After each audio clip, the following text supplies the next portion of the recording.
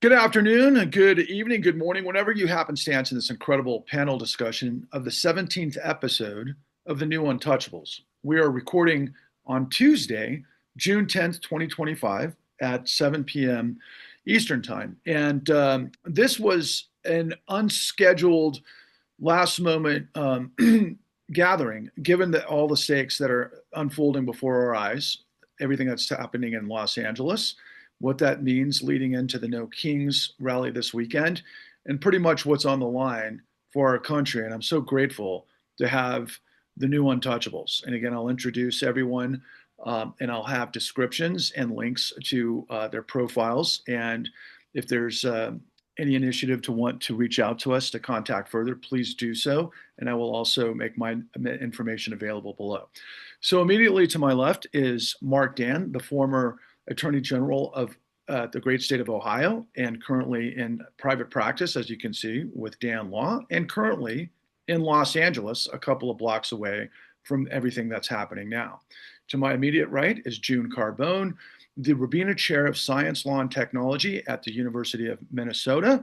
And of course, on my lower left is William K. Black, a gentleman who has been so kind to lead us through understanding all of the elements that harken back to how I discovered Bill as a result of his work during the savings and loan crisis and what that means in terms of the broader contextualization of fraud in our country, white collar fraud, I should add.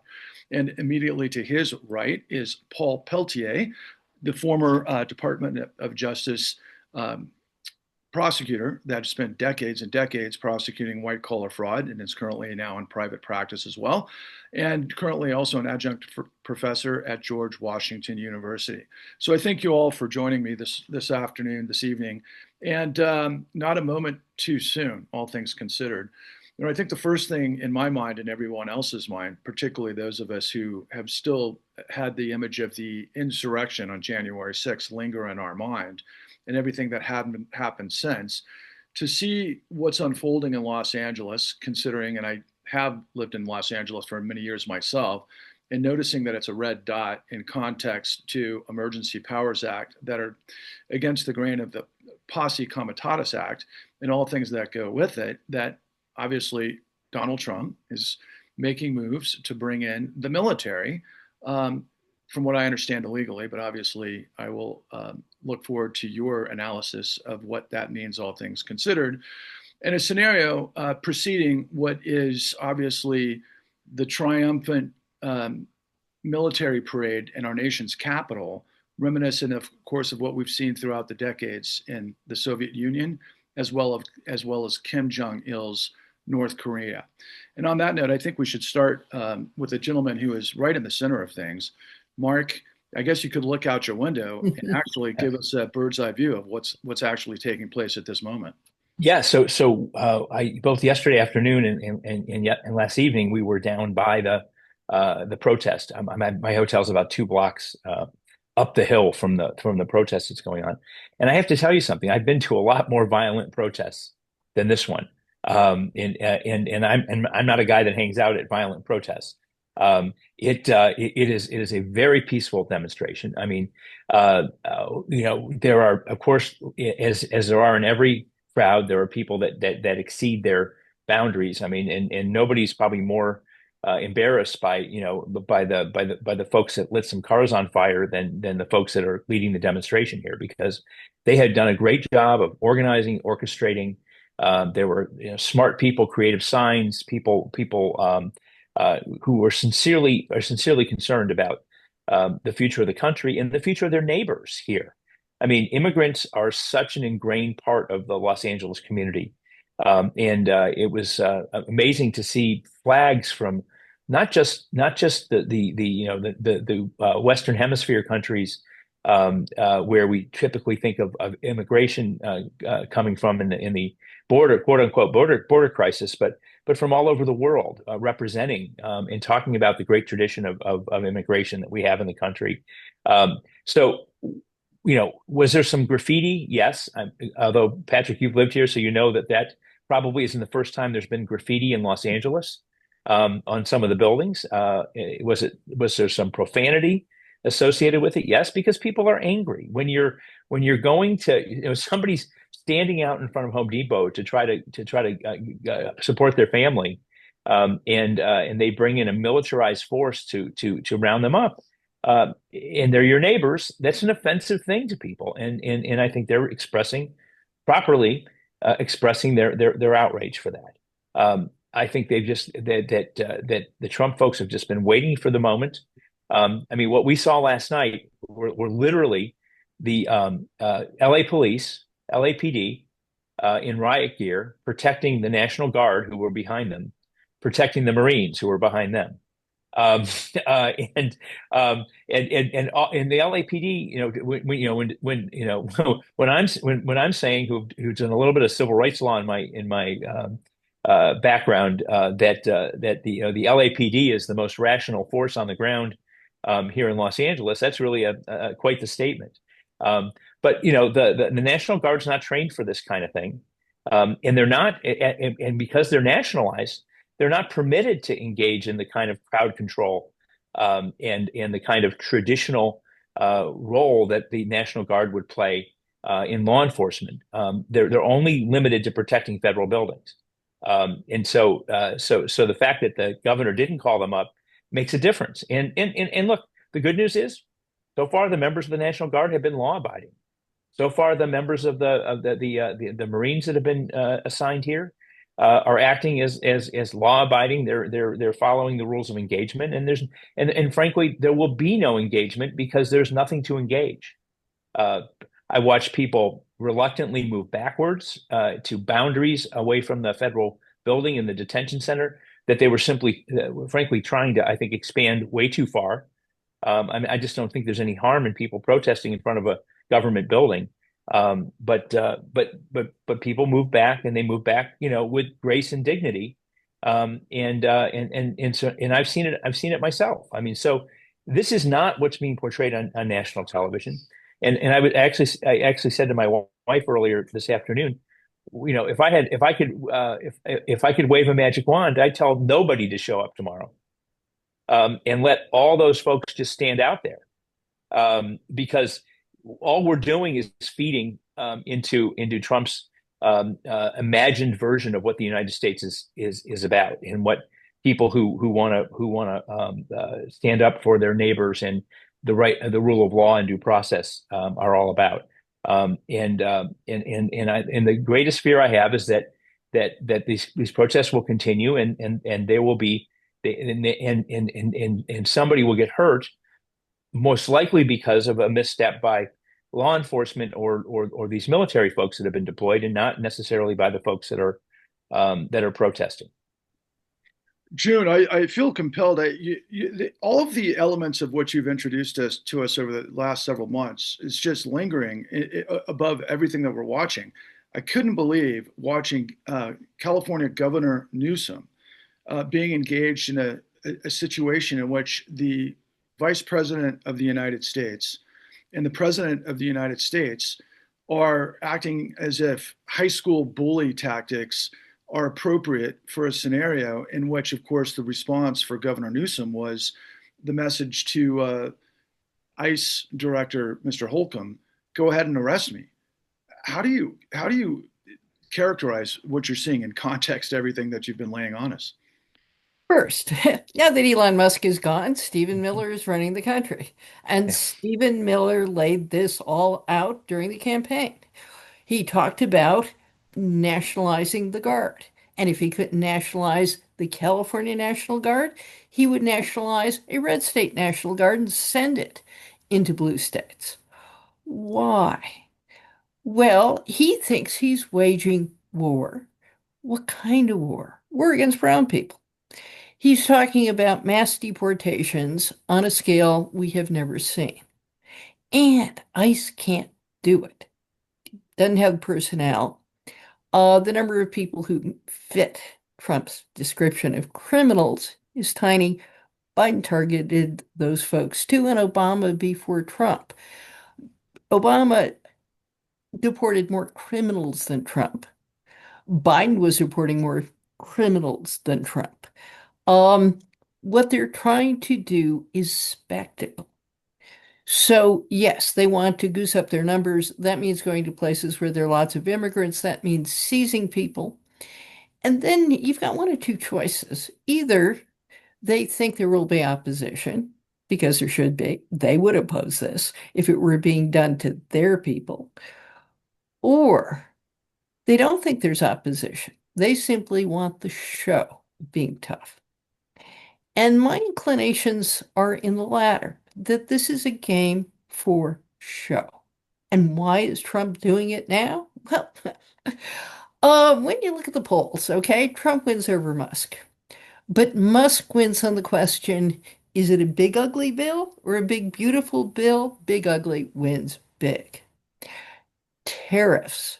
Trump was supposed to be meeting with the Chinese. Trump expected to have something to announce on Monday. He clearly has nothing to announce on Monday. Trump is very much into changing the subject. This is classic. So when we talk about power and authoritarianism, I think it's important to recognize a lot of this is just show. Chest thumping is the name of the game, perhaps more than deporting the people Stephen Miller really, really, really wants to deport. Well, Paul, I guess if this is liar's poker, we certainly know who the liars are. I'm also thoughtful of the Supreme Court decision that just came down the pike last week that said that, for example, in this context, the broader context of criminals and the likes of the cartels and everything else, that the Mexican government can't sue the gun manufacturers for the cartels. And I was thinking about that in context to everything that you've said that we shouldn't be surprised by because of Project 25 and really everything that you've seen coming a mile away. What are your thoughts at this moment? Well, couple of things. First of all, like June just said, I think that this is the sort of performative nonsense that despots and strongmen do. This is what they do. This is how they motivate their base. This is how they operate. I do think, obviously, I agree that Stephen Miller is evil, and he wants to deport every brown person. And just talking about the Supreme Court a minute, I'm not too amazed by that Supreme Court decision, because they've basically written a new Second Amendment since Judge Clarence Thomas and his old pal Scalia rewrote the whole Second Amendment law. But what really is, I think, also performative, that's more in my lane, which is what the Department of Justice stands for, is what they just did with Abrego Garcia, because I think this is all in the line of immigration as well. And what they did is they didn't want to bring him back. They didn't want to, even though the Supreme Court ordered the Department of Justice and the Department of State to take whatever action they could to bring him back. Little Marco and Kristi Noem and our wonderful Attorney General to take some action. Well, they didn't want to. They didn't want to do what the Supreme Court told them they had to do. So what did they do?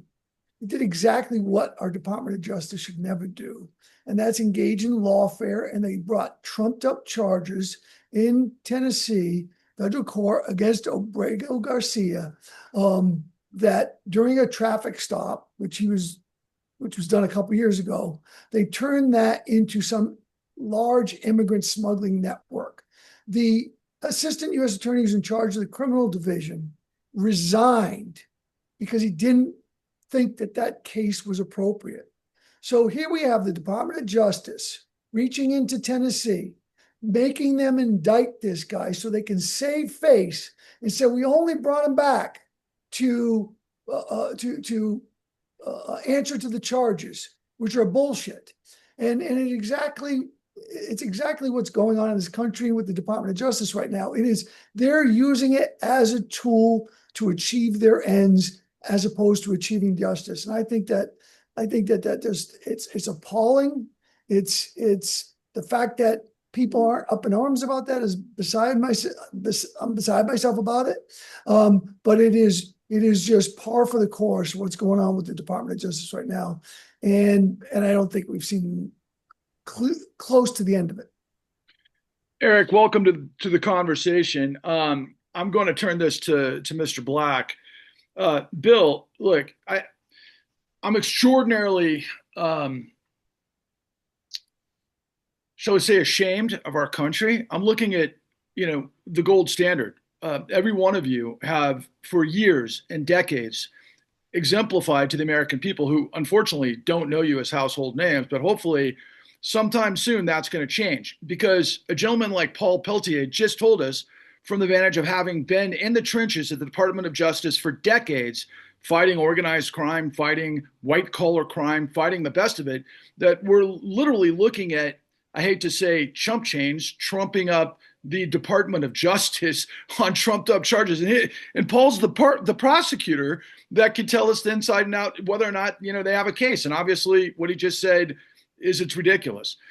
Bill, the whole thing is ridiculous. What are your comments at the moment, looking down the barrel of everything that's unfolding at the moment? Okay, and a couple of different types of things. One, think of the incredible variety of tactics, disgusting tactics available if the President of the United States is a world-class sleaze. What if he's a liar? What if he doesn't care about America? What if he doesn't care about Americans? What if he hates his political opponents?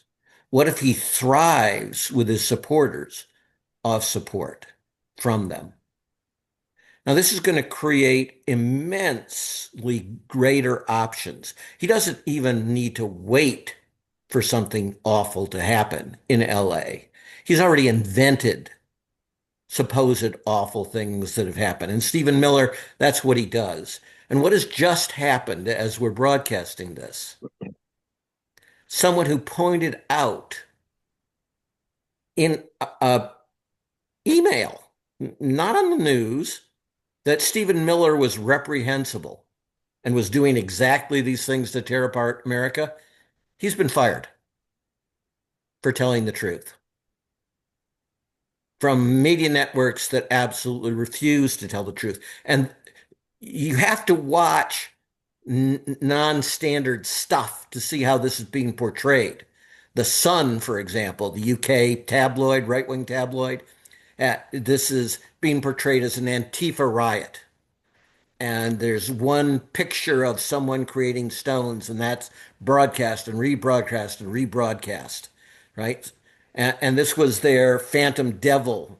Remember Antifa? That was the, good people and bad people on both sides comment of Trump in the first term. But Trump also, and certainly Stephen Miller, Trump presumably is too dumb to know this, wants his horse vessel, right? So Horse Vessel and the Horse Vessel Lied, the song, became the co-national anthem of Germany during World War II, along with Deutschland über alles, which has got its own problems, obviously, right? And Horst Wessel was in the SA. He was the right-wing thug group fighting in the streets.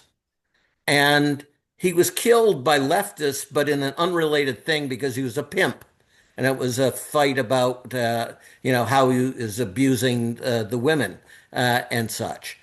And the people that did it were convicted, given a 6-year sentence. But as soon as World War II breaks out, the SA goes into the prison and murders the prisoner.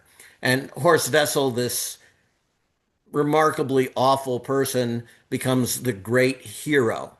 Well, why is Trump sending ICE agents in hooded array so that you can't tell that they're ICE agents and their identities are protected? Why did the police already, quite deliberately, you can see this on the tape, take aim at a reporter who had her back turned and was simply reporting on the story and shoot her, fortunately with a rubber round. Now, rubber rounds can kill you, by the way.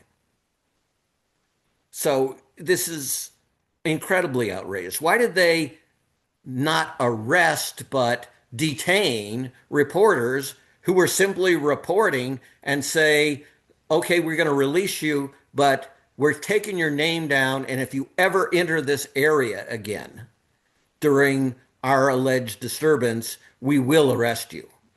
You know, they want their martyr, and they will keep doing things until they get their martyr. And their martyr will probably be, like Horst Wessel, a disgusting person, who does such outrageous things that somebody turns around and whacks him. And I mean, whack him probably, with a stone or something like this. But somebody eventually will die if you keep this up. And that's what they want, their hero. They also want it's LA, folks. We've all been in LA. Angelinos live in this world of spending hours on the freeways. What happens when you have old folks on the freeways and suddenly you're not a 90-minute trip, but it's a 4-hour trip? Lots of people end up in really embarrassing situations in their car. And all of those people will hate you for the rest of their lives. What else is going to happen? It's already happening in the States.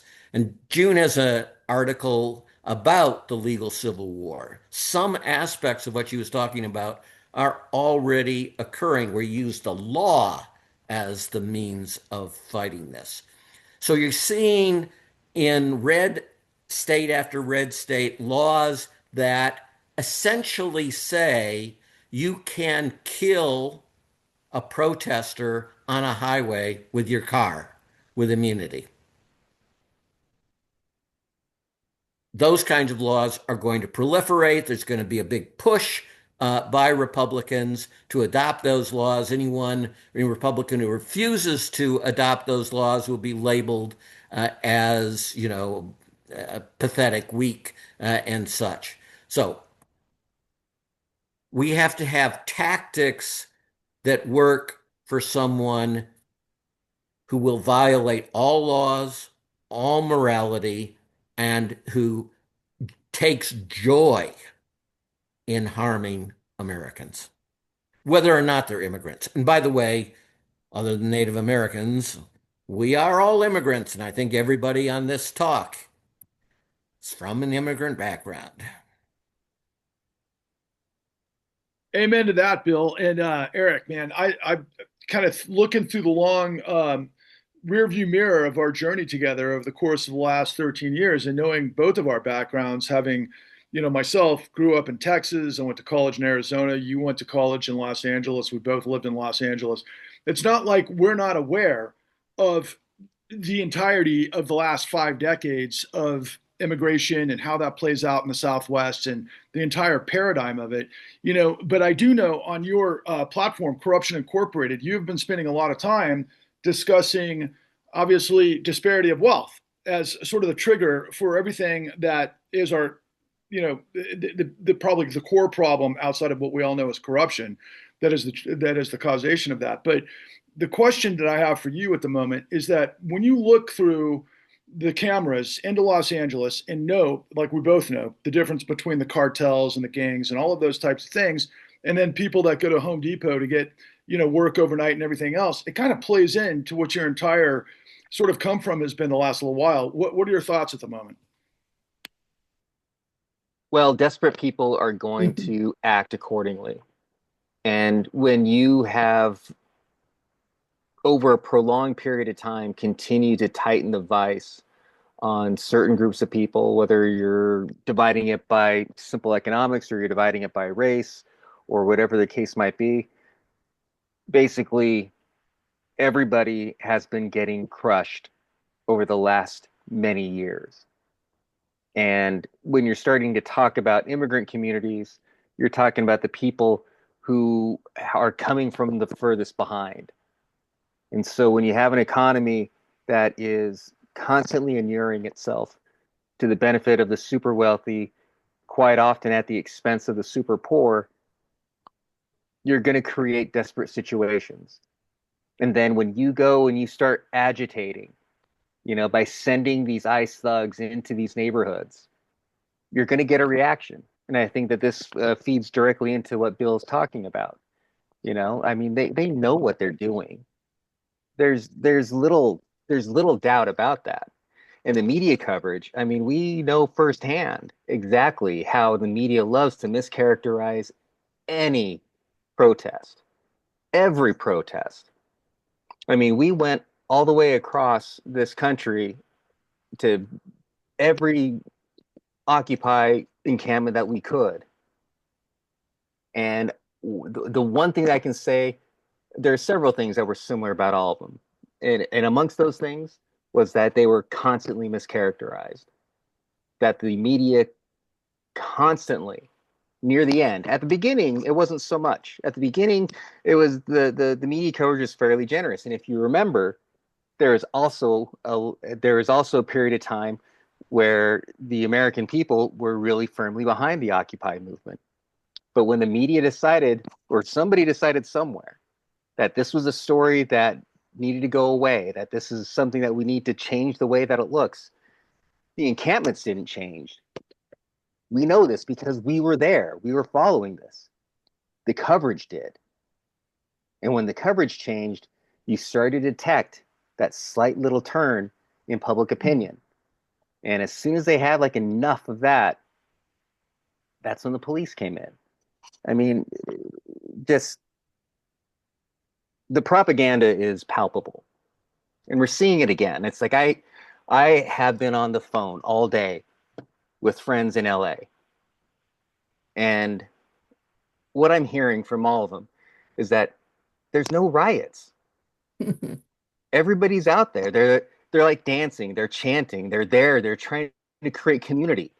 They're there, basically amongst friends. They're showing support for each other. But nobody's talking about rioting, saying that the so-called riot is on my block. It's not a riot. I mean,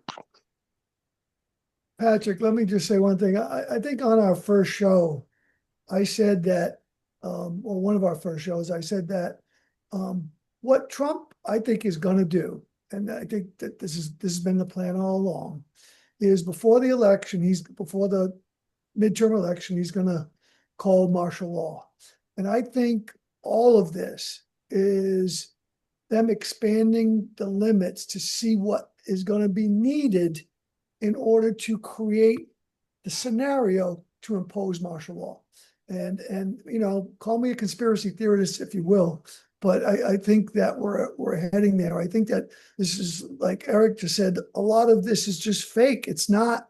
There's no riots. There's no reason to get the National Guard. There's no reason to get the Marines. It's performative, but I think that there's a purpose to it, and I think the purpose is they're testing the limits of what they can do and what they need to do to ultimately create a scenario where we don't have full and fair elections in the midterm. Well, to hear somebody who was at the apex of the Department of Justice for decades say, call me a conspiracy theorist, can I just say, OMG, wow. And yeah, because again, Eric and I, that was the whole purpose of why we've done what we've done, where we found you guys. We did what the entirety of media did not do. We learned how things are going, and that led to everybody who has constantly revealed to us how things actually work. And I would just really request for anyone watching this, like, share, subscribe, get this to everybody you can, as well as watch our past episodes. And I'm going to turn this back to you, Mark, because we're now approaching the No Kings rally. Yep. Going opposite, of course, the Dog and Pony show in Washington, D.C., with the Doge sort of bros and everything that comes with waste, fraud, and abuse, only to send the biggest tanks and all of our military hardware to like destroy the streets of Washington, D.C. The whole thing is so absurd, but we have an opportunity because of the platform that we've collectively started to proliferate, particularly through your initiative at the Dan Law Firm.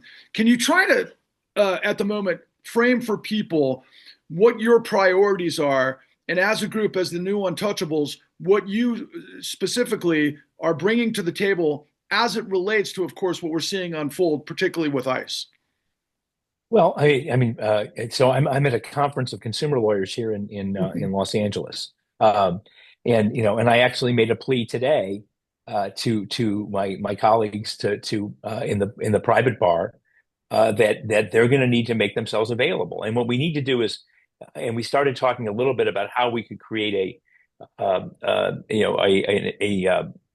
sort of a exchange for people that have needs, whether they're people arrested at protests, whether they're immigrants who are being or people who are not immigrants or who are legally here who are being falsely accused of being illegal immigrants here, or folks that are illegal immigrants that are being denied their due process rights, or whether it's a nonprofit that reaches out to local legal aid because their funding has been cut off, and they need representation, and so to make sure that every single wrong is addressed to the extent that it's possible to do. We have we have millions of hundreds of thousands of lawyers certainly in the country. I know we have 7,000 lawyers in Cleveland, and 15,000 or so in the state of Ohio, and there's power in that. And the folks to which people traditionally have gone, the big law firms, they're busy hiding under their desk or capitulating to Trump. So what can we do? We have spent our lives pursuing the rule of law on behalf of ourselves and our clients. Now it's a critical time to find different ways to make ourselves available. Foundations should get involved in funding, whether it's legal aid efforts or efforts by not other private attorneys to bring these cases and to make sure that all these things get addressed in the act. So that's part of what I think the answer is here, and to make sure the truth is told. I worry that with this No Kings rally coming up, this coming weekend, that they're looking for an opportunity here to spread this Los Angeles model to other places around the country. And so part of it is that we all, those of us that understand the rule of law and how it works, need to make sure that the people standing next to us at those rallies are understanding the importance of not antagonizing the working class police officers who are there to protect us from danger, and show respect to law enforcement, and to be exactly the opposite of what Trump wants his Fox News viewing supporters to see. And I think that's a real challenge. But whether it's the private bar, whether it's the leaders of the folks who really want it, who are upset, everybody's got a role to play here. And nobody should be on the sidelines, and nobody should be putting their head in the sand and not reading the news, and not engaging. Engagement's important, but appropriate engagement. We need to follow the rule of law if we're going to, if our demand is that they follow the rule of law. And so, how do we set that example? How do we make this all work, and not take the bait, not take Stephen Miller's bait, to create havoc and problems. And look, there's always going to be idiots. There's in every movement, both on both sides. There are idiots on both sides. We can say this isn't, there are good men and women on both sides on this debate. There are idiots on both sides that will do things to get attention in this age of viral internet, to become famous, which is a currency in and of itself.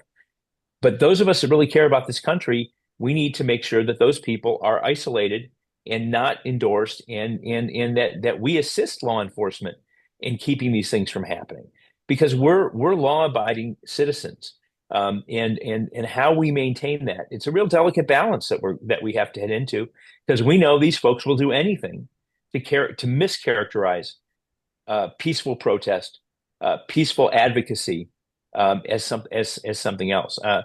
Paul talked about the Tennessee indictment of Abreu Garcia. I haven't heard one municipal prosecutor or state or county prosecutor around the country discussing the outrage of ginning up charges like this, of Pam Bondi holding a press conference which violates the absolute mandated ethics of the U.S. attorney's offices and the Justice Department, which is only to discuss things in a case that are publicly available. So the defense lawyers have to match that with following the rule of law, with respecting the court system, but where are the prosecutors? Where are the former assistant U.S. attorneys? Where are the former Justice Department officials, other than Paul, because he's the only one I've heard say this, saying, well, wait a second, there is not a world in which these charges make any sense, and they only would have been brought. And selective prosecution is something that this group has been talking about for a very long time, and here we see another example of it. The folks that are committing crimes the same week that they're trumping up charges against Abrego Garcia, they're further watering down the guidelines for enforcing the Foreign Corrupt Practices Act in the Justice Department. To the point where I thought they couldn't do it anymore, but they actually made it harder under the Justice Department guidelines to go after Americans who are bribing foreign officials to their in violation of laws passed by Congress. But we've got to be better. And how do we do that? How do we communicate our message and be as interesting as the Trump folks are, but also being on the right side at all times of the rule of law? It's a challenge. Well, yeah, I'd love to follow up on that. Yeah, please do. Yeah. So, we've been talking about don't comply in advance with dictators. How about standing up in advance to dictators? And I would suggest the following, that we start thinking about litmus tests, lines drawn in the sand that say, this is autocracy. Let me I have a whole list. 1, the Supreme Court. So what the Supreme Court's doing is playing a game mostly below the radar. The game is when they really decide things like, is there a right to due process in the U.S. Constitution? They say yes. When they say, do we believe the Trump administration? Well, the optimists are saying Trump administration lawyers have discredited themselves because they lie all the time. But the Supreme Court lets them get away with it. Trump has acted blatantly, illegally in calling up the Guard. He's supposed to talk to the governor of California. He lied. He said he did. Today, he and Gavin Newsom are going through a fight, and guess what? The records show Trump lied. Now, all of the law is that the Supreme Court defers to the president in emergencies, but there is no emergency. We should be talking about how the Supreme Court can't vindicate lies. And it's going to, and it has been doing so on procedural grounds. There needs to be more outcry about that. 2, the individuals in the Guard, etc. The lawyers ought to be yelling, hey, do the following and we're going to go after you individually in civil court for damages. Even if, the Supreme Court is going to rescue you at the end, it's very inclined not to uphold litigation against police officers. It can be expensive. You may need a lawyer. And your bosses, your commanding officers are no longer telling you what's illegal, what isn't, what the terms of engagement are. We, the lawyers, are going to tell you in advance. And when you cross those lines, and there are pictures everywhere, you can be held accountable. And even if the Supreme Court rescues you, you may spend time in jail or deplete your savings before you get to that point. 3rd, support for the Guard. I mean, if we're saying don't do the following things, there are some people who don't want to beat up protesters. And I think they're sleeping in armories because there's no preparation for them. Being sympathetic to people who didn't volunteer for this, I think thinking about ways of showing that support is also useful. And finally, on an optimistic note, Pam Bondi's brother got defeated for the DC bar. 90% voted against him. For the other, And why is that important? First of all, because I'm a member of the DC bar. He didn't just lose; he got 10% of the vote. But why is it yeah, important? It's important because what lawyers are supposed to do is tell the truth both in court and on the steps of the court. And when you don't do that and don't act ethically, bar associations can discipline them. And in many cases, you saw from Trump 1 and from the January 6 cases, they disbarred a lot of attorneys, including Rudy Giuliani, for making false statements in court. We have to use that power. Those people who can file bar complaints, have to use that power to go after these people, because we've seen in most cases, DC being one, New York being another jurisdiction, where they hold lawyers, bars, hold lawyers to that standard of telling the truth. And what Bondi was trying to do was sort of infiltrate the bar to sort of hold that off, to stave that type of discipline off. Well, he just got whacked yesterday by my fellow members of the DC bar. Very happy for that. But I voted too, Paul. Oh, good. Good for you. Which made you vote? No, I'm just kidding. But anyway, the reality is that is one vital important role that we need to make sure we continue holding lawyers to account for that as well. And that's not in a criminal court, that's not in a civil court, that's before the bar.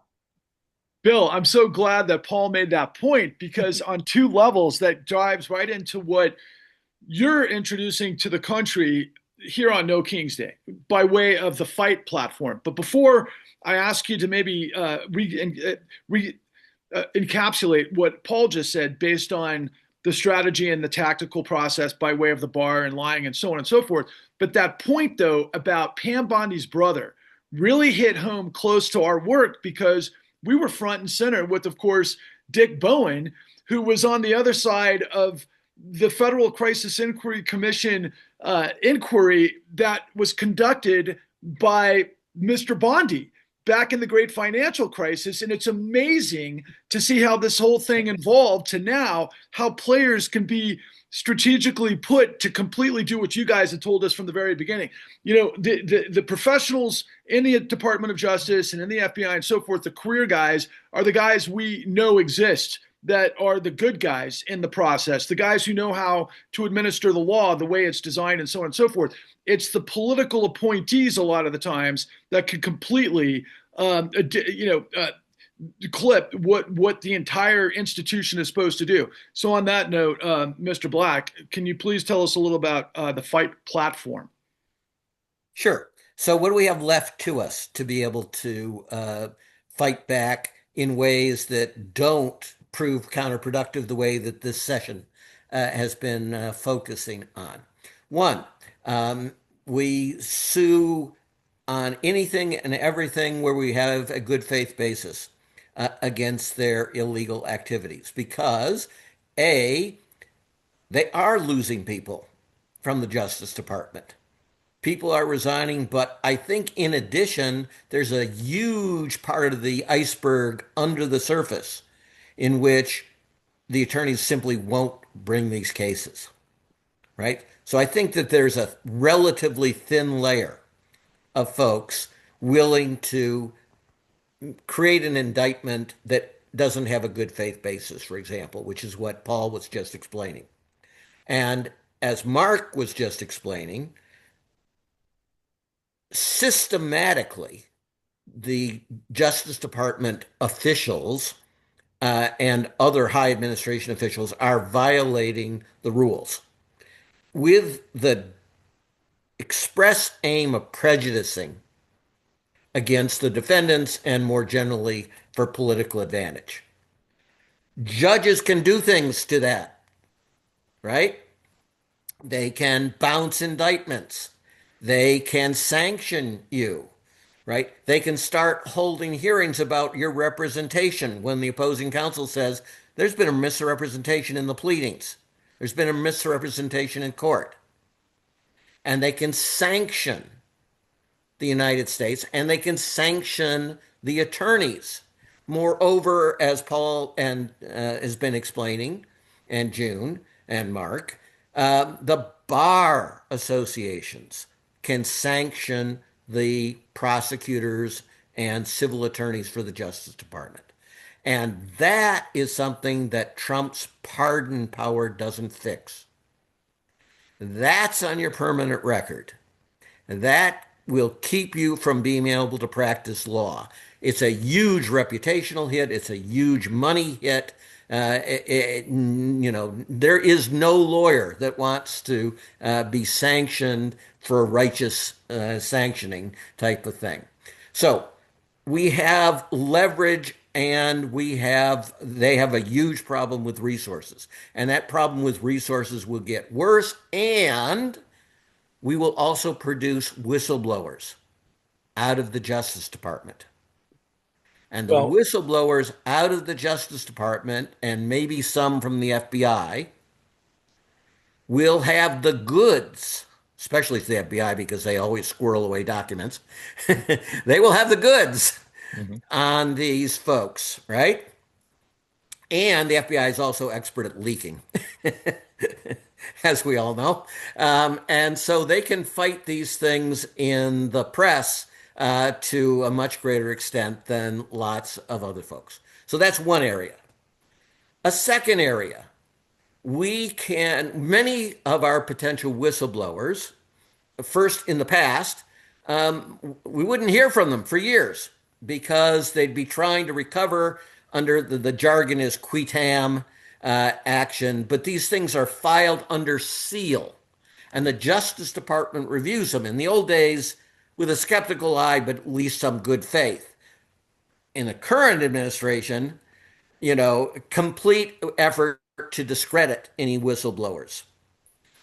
And so years later, you might get a judgment, and that judgment would be on behalf of the United States, and you, the plaintiff, would get a percentage of that recovery. Okay? That model won't work. It won't save democracy, and it's not going to provide very much money with this increasingly hostile Justice Department and judiciary that's going to seek to discredit whistleblowers. In fact, they'll probably selectively prosecute whistleblowers, is my view. And they will fire them, like Vindman, right? Lieutenant Colonel Vindman and such. They will selectively fire them. And remember, the Trump administration is going after the AGs and go after the statutes that are supposed to protect the whistleblowers. So this is a full court press on whistleblowers. So what's left to us? Don't go for the money. This is, again, part of what Mark was talking about. Go for the disclosure. And what is the disclosure going to be? These people are corrupt. These people are liars. These people go after people on personal vendettas, right? That basically those things. And this could happen to you. And then there's going to be another class of whistleblowers, and I know we've talked about this some in programs, but be a focus going forward, and this is going to kill people, because that's what corruption does. It kills people ultimately as well. Okay, now, those whistleblowers often can't talk because they're subject to non-disclosure agreements. And the truth and how arbitration works is it is immensely pro-corporation. Arbitrators rule like 92% in favor of the corporation in these kinds of cases, and for no good basis, right? And of course, the businesses and the government, Trump always wants non-disclosure agreements. That's how he runs his own life. But people have busted through the non-disclosure agreements, in part because they're part of fraud conspiracies and cover-ups, but also because if you are subpoenaed by appropriate state authority, which in some cases can be state AGs and in other cases can be state legislatures. And we got a lot of state AGs and a lot of state legislatures who control committees who can do this. Then you subpoena the witness and you require them under penalty of subpoena that they must testify about these matters. And that will break through these NDAs. And then there'll be another group that isn't subject to NDAs. So let's get their stories out. And not in the stupid way of, the typical hearing where 5 minutes by this person and 5 minutes by the other, or, et cetera, and which largely can't do anyway in many of these places. Do it with lawyers. Do it with reporters. Do it with podcasters. People who are good about telling a narrative. And all of us will tell you that's what we do. We tell compelling stories, not boring, blah, blah, blah, blah, blah, blah. We tell a compelling narrative. And we get you to identify with the victim of this and his or her bravery in coming forward and the terrible efforts that were made to prevent. And then the retaliation, which is also inevitable, to try to punish them. And that's one hell of a story. And again, it's not just a story of that. It's always a story of corruption and fraud and all those things and attacking the American people as enemies that I've talked about. So that's the biggest thrust of what we can do. And once we do that, remember, this is not going to be controlled by the party heads. This is entrepreneurial out in every district, right? And then you see who does it well. And you promote those to bigger audiences, right? And then they start appearing in all kinds of podcasts and the major media and all those good types of things. And again, their stories will resonate. They'll be different, but they will be the same about what and make the world facing. right, making the world easier for people that blow the whistle and who stand up. Somebody should hire somebody, some patriot in Tennessee should hire that U.S. attorney that quit today and make a big deal about it. Yes. Wes Moore in Maryland, they announced today that they're gonna provide supports to government employees who are leaving. Let's create let's use state government, let's use local government, let's use nonprofits to create a landing space, and we need to lionize and make these people heroes in the media, and make sure that they're protected and that their assets are protected, as so the rest of us in the bar need to step up for them. I mean, one slight positive thing I'm thinking about as we're talking here. At this point in the destruction of the Weimar Republic, the lawyers really capitulated in a much more uniform way. And the judiciary. And the judiciary as well. So far, the bar and the judiciary have held the line. And hopefully they'll continue to hold the line on these things. And I think the Constitution and its lifetime appointment of judges, which I think all of us in this group have been aggravated by at some point in our life, because they never seem to go away. But at the same time, that's the kind of protection that these folks have. Let's provide similar supports to those who have the courage to stand up and to fight back. And let's hire have a pledge from from candidates, a minimum pledge that they will support the restoration of rights for the whistleblowers, and the compensation for the losses they incurred, and for giving up their qui tam claims and any chance of making money off of it.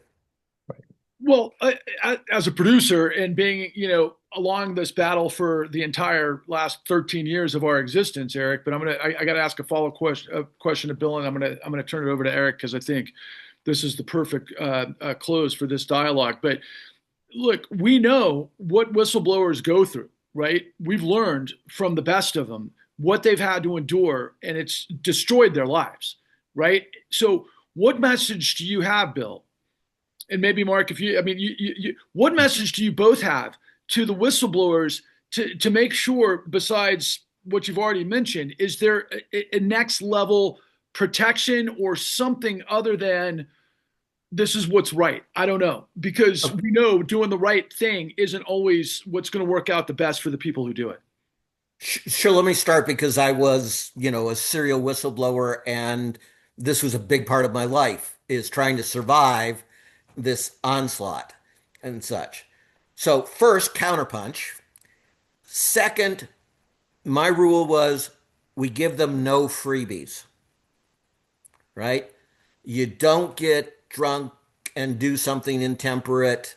You don't fire off a letter that you sound like a jerk, etc. My boss phrased it as we always cut square corners. We don't cut across your lawn type of thing and such. And that was our mantra because we knew that they would come after us and use anything available.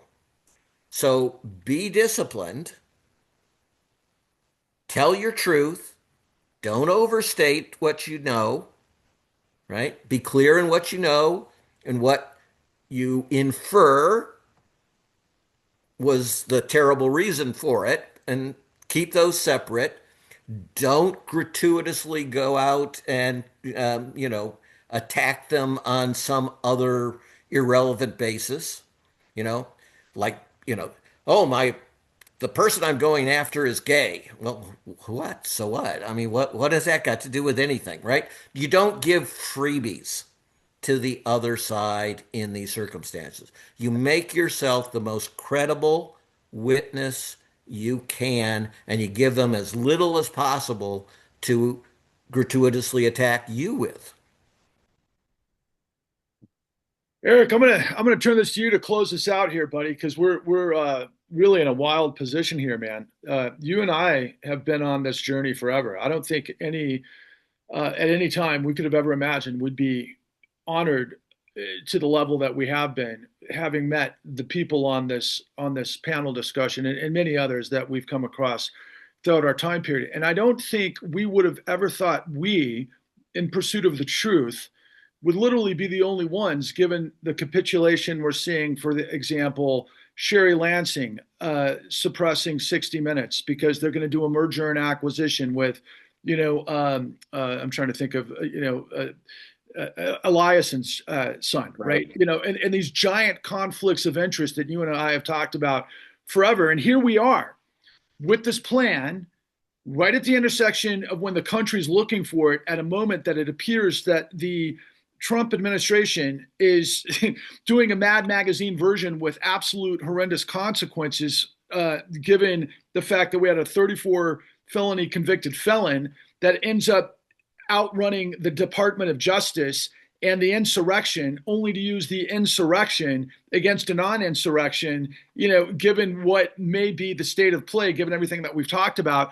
And yet this doesn't matter if the people can't hear it, because we learned a long time ago, if a tree falls in the forest and nobody's there to hear it, does it matter?